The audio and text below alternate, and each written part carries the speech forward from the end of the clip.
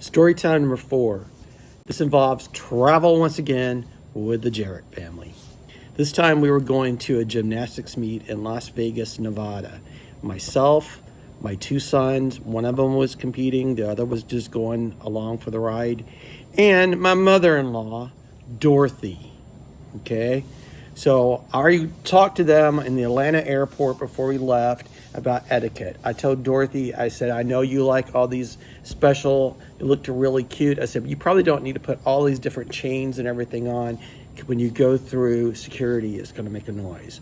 I said, I went through her bag. I took out all the lotions over a certain size and said, you can't do that. You've got to make sure that you only take quantity of items in a very small amount. So we got to the airport. I made my wife go first, one of my boys, then Dorothy, my other boy, then I was the end, just in case something happened. Made it through the Atlanta security. Perfect. No problem. All right? So we get to Las Vegas. We go to the gymnastics meet. My son has the meet of his life. He does great. We're all excited. We go back to the airport to fly home a couple of days later. Everything is a little bit more lax then. You know, I thought everybody knows the drill. So we go through security. Dorothy was last. All 4 of us make it through security. Then we turn around. Where is Nana? Where's Nana?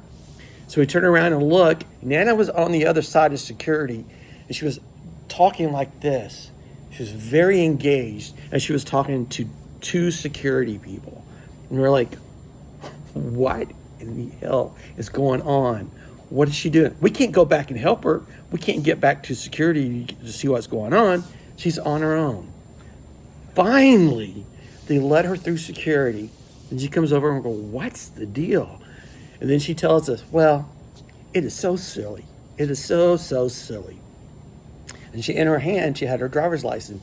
She said, they had a problem with my driver's license. And so I took her driver's license from her. And a driver's license is normally this size. Hers was about this size. And I said, what is this? And she said, don't be like those people. She said, I got a new Agner purse, and it came with a pretty Agner wallet. So I bought it. It was at Belk's, and it was on sale. But I brought it home, and I had a hard time putting my driver's license in the little area that I could pull it out for everyone to see. So, and I had to pull it out every time I go to the store to buy something. So I cut around so it would fit better.